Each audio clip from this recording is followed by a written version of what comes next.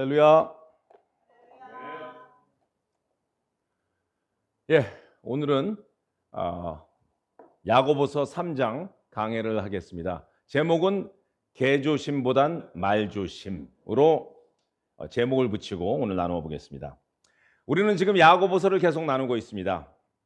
행함이 없는 믿음은 죽은 신앙, 그래서 점검을 해볼 필요가 있다고 이렇게 나누었습니다. 1장 여러분들 기억나시죠? 밥풀떼기 사건. 밥풀떼기가 있는데도 떼어내지 않는 것. 또 2장은 특히 차별을 하지 말며 믿음이 생명이라면 행함은 호흡이며 생명이 있는데 호흡을 하지 않는 것은 말이 안 된다는 것이다. 이렇게 나누었습니다. 오늘은 3장입니다.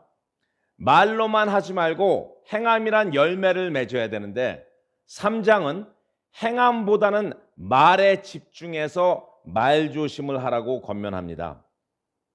우리는 말을 하지 않고 살 수 없습니다. 말은 단순히 정보를 전달하는 수단이 아닙니다. 말을 통해서 서로 대화하고 관계를 맺고 신뢰를 쌓아가게 됩니다. 가정에서도 교회에서도 직장에서도 많은 사람들과 사람을 연결하는 가장 기본적인 도구입니다. 그러나 야고보는 바로 그 말이 사람을 살릴 수도 있고 상하게 할 수 있다고 경고합니다. 말에는, 여기서 말이라는 것은 홀스를 얘기합니다. 말에는 재갈을 물려서 그 큰 말을 제어하는 것과 같이, 또한 작은 키 하나로 큰 배를 움직이는 것과 같이, 작은 불씨가 큰 숲을 태우는 것과 같이 작은 혀에서 나오는 말이지만 우리의 말도 엄청난 영향력을 가지고 있습니다. 본문에서는 이렇게 적나라하게 이야기하고 있습니다. 3장 6절을 같이 읽겠습니다. 혀는 곧 불이요 불의의 세계라. 혀는 우리 지체 중에서 온몸을 더럽히고 삶의 수레바퀴를 불사느냐니 그 사는 것이 지옥불에서 나느니라. 한 번 더 읽죠. 혀는 능히 길들일 사람이 없나니 쉬지 않는 악이요 죽이는 독이요 가득한 것이라. 이것으로 우리가 주 아버지를 찬송하고 또 이것으로 하나님의 형상을 지음받은 사람을 저주하나니, 이 구절뿐만 아니라 또 여기 있습니다. 잠언서 18장 21절 죽고 사는 것이 혀의 힘에 달렸나니 혀를 쓰기 좋아하는 자는 그 열매를 먹으리니 유순한 대답은 분노를 쉬게 하여도 과격한 말은 노를 격동하느니라. 즉 말은 관계를 세우는 가장 작은 아주 기본적인 도구이기도 하지만 반대로 관계를 무너뜨리는, 그리고 상대방을 짓밟을 수 있는 가장 강력한 무기도 될 수 있습니다.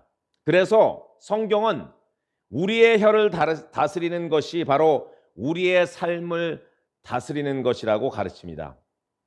우리는 이 혀와 말에 대해서 수많은 설교를 들었습니다. 저도 몇 번이나 이 주제로 말씀을 나눈 적이 있습니다. 그런데 이런 말씀을 들을 때마다 우리가 마음속에 그것을 새겨서 성숙한 크리스찬으로 살기 위해서 훈련하는, 그렇게 노력하시는 분들도 계시지만 그냥 벌리면 독을 뿜어내는 그런 분들도 계십니다. 혀를 다스리는 것, 그리고 말을 조심하는 것은 영적인 성숙의 중요한 증거입니다.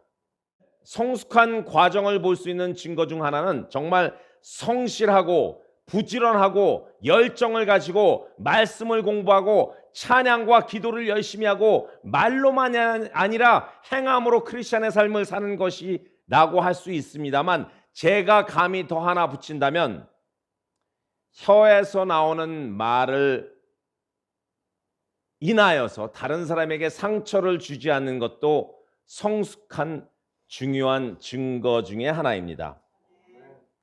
3장 7절을 같이 읽겠습니다. 여러 종류의 짐승과 새와 벌레와 바다의 생물은 다 사람이 길들일 수 있고 혀로 길들여 왔거니와 혀는 능히 길들일 사람이 없나니 쉬지 아니하는 악이요 죽이는 독이 가득한 것이라. 여러분들 짐승 중에 가장 길들이기 쉬운 짐승이 무엇이라고 생각하십니까? 강아지입니다. 개. 옛날 동네 담벼락에 가면은 개 조심이라고 써 있습니다. 그러나 그 개가 길들여지지 않아서 개 조심이라고 쓴 게 아닙니다. 길이 너무나 잘 들여 있기 때문입니다. 왜냐하면 도둑을 물라고 한 것이기 때문에 길이 잘 들여 있고 훈련이 되어 있는 것입니다. 그런데 우리가 개보다 못하면 안 됩니다. 야고보서 3장을 읽다 보면은 하나님께서 우리에게 개조심보다는 말조심을 더 크게 써놓으신 것 같습니다. 바로 이렇게 말이죠. 개조심, 말조심. 옆에 그 소변 금지는 뭔가요? 예, 개조심, 말조심. 이것도 요새는 AI에다 딱 넣으니까 바로 이렇게 만들어주더라고요. 예. 원래 벽을 크게 했다가 아니 벽인데 땅도 좀 나오게 해주세요 했더니 이렇게 딱 만들어내더라고요. 예, 할렐루야. 개에게 한번 물리면은 상처가 낫지만 사람의 말에 상처를 받으면 평생 아물지 않는 경우도 무척 많습니다. 그래서 쉬지 않는 악이요 죽이는 독이라는 것입니다. 야고보는 들짐승을 길드는 것보다 혀를 길들이는 것이 더 어렵다고 말합니다. 우리는 개조심하기 전에 내 말을 조심해야 됩니다. 개조심보다 말조심. 그럼 어떻게 혀를 제어해야 되는가? 첫 번째, 필요한 말만 정제해서 하면 됩니다. 함께 읽어보시죠. 혀를 제어하기 위해서 말을 안 하면 됩니다. 땡이죠. 우리가 어떻게 말하지 않고 살 수 있습니까? 말을 하면서 살아야 됩니다. 그럼 어떻게 해야 될까요? 속히 말하지 말고 마음속에서 한번 내가 만약 이 말을 했을 때 또는 이 말을 다른 사람이 나한테 했을 때 내가 기분이 어떨까 하면서 생각해 보면 됩니다. 그랬는데 다른 사람이 이 말을 나한테 했다. 내가 기분이 굉장히 나빠지겠다 하면 하지 마십시오. 그래도 꼭 해야만 된다. 그럴 때는 말의 표현을 반드시 다듬어야 됩니다. 그게 바로 정제하라는 것입니다. 어떤 분들은 그러시겠죠. 목사님, 시간이 없는데 언제 정제를 합니까? 언제 그거를 다듬어요? 나오는 대로 그냥 해야죠. 그것은 성숙해지겠다는 마음이 아닙니다. 성숙은요, 시간을 들여서 훈련하는 것입니다. 어떤 분들은 또 전혀 그런 의도가 아닌데 듣는 상대방 그리고 옆에 있는 삼자들이 들을 때 헐 하며 감탄사를 날리게 이야기하시는 분들도 계십니다. 그런 분들은 말 연습을 해야 됩니다. 이렇게 이야기하시는 분들도 계실 겁니다. 목사님, 그런 거 필요 없어요. 저는 상대방 기분 나쁘라고 하는 겁니다.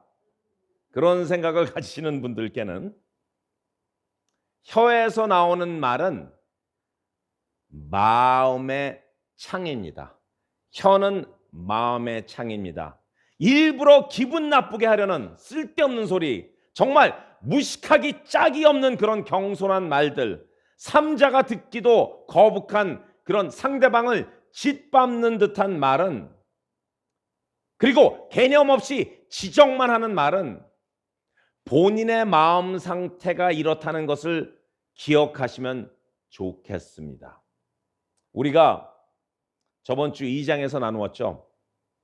2장 13절에 죄송합니다. 2장 13절에 긍휼을 행하지 아니하는 자에게는 하나님도 긍휼 없이 심판을 하겠다 그럽니다.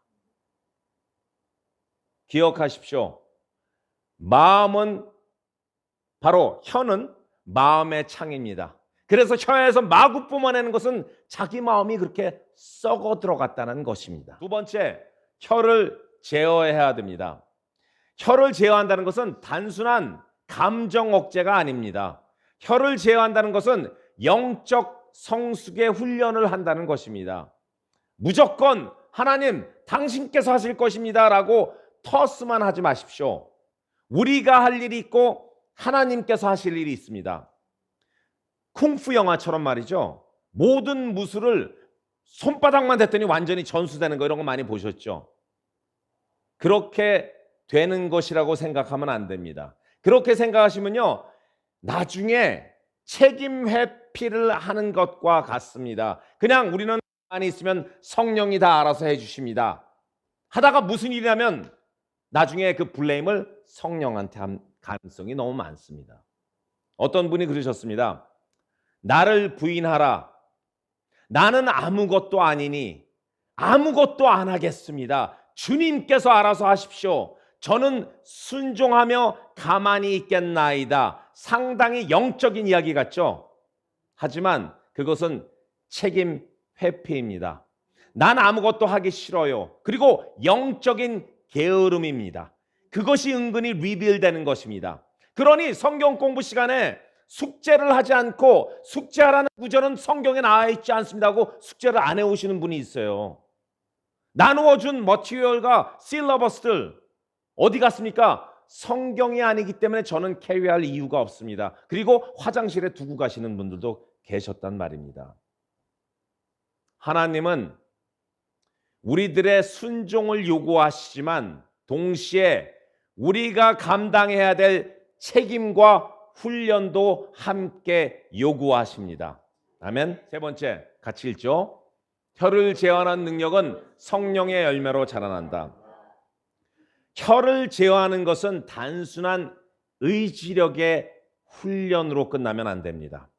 이것은 성령 안에서 형성되는 캐릭터 디벨롭먼트입니다. 말은 마음의 창이라고 제가 말씀드렸잖아요.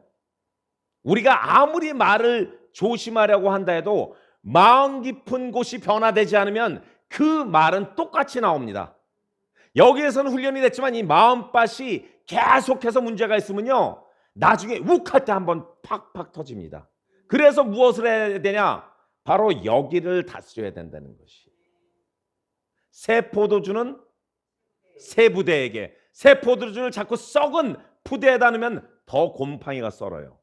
새 포도주는 새 부대, 다시 말해서 마음밭을 고쳐나가고 컬티베이트 해야 된다는 것입니다. 그것이 바로 캐릭터 디벨롭먼트입니다.